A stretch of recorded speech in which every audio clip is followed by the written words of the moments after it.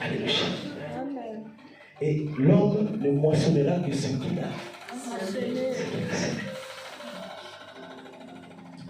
Je préfère mourir pauvre, mais que je sois respecté avec ma parole, avec ma sincérité, avec mes principes. Ça va aujourd'hui, là, c'est difficile. Hein? On dit, moi, que je dis juste. C'est difficile. Parce que monde, comme disait mon bon frère, monde met tengamak. Donc si vous avez bien fait, vous aussi tengam.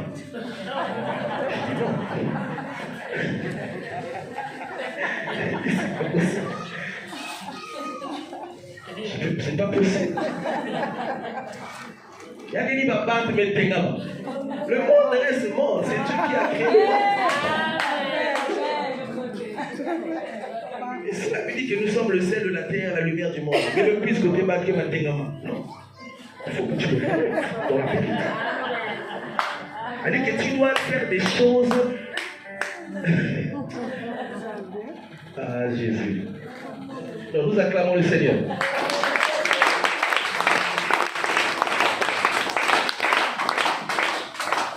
La fidélité de Dieu. Alléluia. Donc cet homme a réfléchi, la maison va passer pour que vous imaginiez. Vous comprenez, Jérémie? Les douleurs, mais l'outil, c'est souvenu. C'est pourquoi je disais avec les papas, un chrétien qui ne connaît pas la parole de Dieu n'est pas un chrétien. Il faut le dire. Vous comprenez? Parce que les choses vont arriver. Tout ça fait partie du plan de Dieu. Il faut que maman beaucoup moi. Pour que ma sœur me coule. De la justification. Le désert. Le désert, ce n'est pas l'Égypte. Alléluia. Le désert, il ne faut jamais comprendre le désert avec l'Égypte. En Égypte, c'était Pharaon, mais Pharaon n'était pas dans le désert. Il dépendait de Pharaon en Égypte, mais dans le désert, il dépendait de Dieu. Mais il y avait la galère là-bas. Mais une galère bien. Alléluia. Une galère bien. Au moins, vous dépendez de quelqu'un qui ne va pas vous tuer, qui ne va pas vous faire du mal. Il dit, je les ai fait passer par ce chemin-là pour les corriger. Afin que les comportements qu'ils avaient reçus de Pharaon, qu'ils avaient reçus des Égyptiens, qui ne les amènent pas dans la terre promise. Il y avait bien la terre désert. Donc il fallait le souffle. Maintenant tu refuses qu'on te lave, tu refuses qu'on te purifie. Même correction à part, tu refuses. Même remarque, tu refuses. Tu ne peux pas recevoir une remarque. Tu es parfait. Tu es parfaite. Quand ton frère et ta soeur voient quelque chose, c'est à lui, c'est elle, ton miroir. Et si on te dit accepte, accepte. Et puis, analyse, réalise. Regarde ton engagement. Si tu fais, tu sauras. Mais si tu es conscient que même quand tu n'as rien fait, accepte. Alléluia. Alléluia. Amen. Alors nous acclamons encore pour le Seigneur.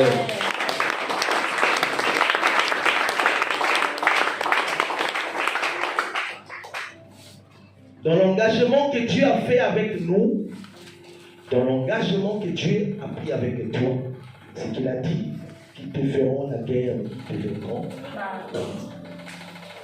Ils viendront par un chemin et s'enfuiront par 7 chemins.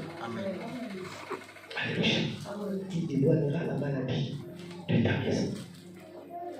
Il bénira ton pain. Il bénira ton. Je vois que c'est ça qu'il a fait que Jérémie puisse se relever. Alléluia. Dieu a dit tellement de choses sur nous que nous n'arrivons pas à comprendre ce qu'il est d'abord, parce qu'il faut comprendre la nature de Dieu. avant d'accepter ce qu'il a dit à ton sujet. Tant que tu n'as pas compris, il va y avoir de monde. Parce que certainement, beaucoup d'hommes sont passés, t'ont menti, t'ont promis, n'ont pas réalisé. Et tu peux mettre Dieu dans le même sac qui va bâtir. Non. Dieu est fidèle. Il est fidèle. Il est fidèle à sa parole. Est-ce que ça passe? Amen. Est-ce que ça passe? Amen. Est-ce que ça passe vraiment? Amen. La fidélité de Dieu exige des actions.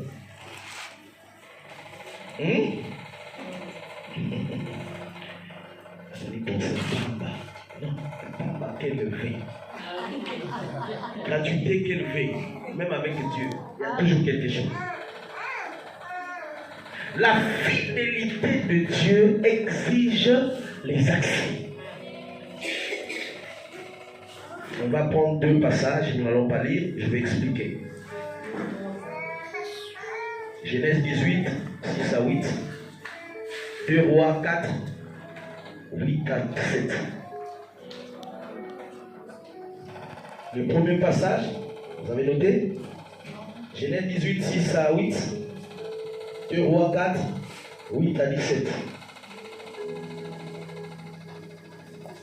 Le premier passage nous parle d'Abraham, qui avait reçu de Dieu une promesse. Il s'est engagé avec Dieu. Alléluia. A dit qu'Abraham marchait avec la promesse de Dieu. Dieu lui avait promis beaucoup de choses. Il lui a montré beaucoup de choses. Et donc, Abraham a montré la promesse. Et ce n'était pas un homme, ce n'était pas son père qui l'avait promis, c'est Dieu qui lui avait promis. Un jour, Abraham, il reste pendant des années. Et quand j'ai fait les calculs, Abraham se reçoit à 75 ans. Et donc, c'est à 99 ans, parce que c'est à 100 ans qu'il a eu Isaac. Donc, à 99 ans, donc espace, il y a 14 ans. Il reçoit la visite. Ce n'est même pas une visite, c'est 2 hommes qui passent. Il a dit que Bakena Luta, en faisant semblant. Notez bien les exigences de la fidélité de Dieu. Allez, si Abraham n'avait pas le discernement, il les laissait passer. Alléluia. Parce que la Luta, parce que la Bible ne dit pas qu'ils venaient rendre visite à Abraham. Ils étaient de passage. Dès qu'Abraham les a vus, la Bible dit qu'Abraham me guenda, me vanille dans la maison, me vide. Vous ne passez pas. Il faut que je vous fasse quelque chose. Il faut que je fasse quelque chose pour vous. La Bible dit qu'il a couru aller voir sa femme. Il a dit depuis la Bible, un gâteau, c'est compliqué. C'est qu'on n'a jamais préparé. Pensez-vous qu'un homme comme ça, il va faire tout ça? Non. Il avait compris. Amen. Que Dieu voulait une exigence par rapport à l'alliance qu'il avait fait avec lui. Dieu nous teste.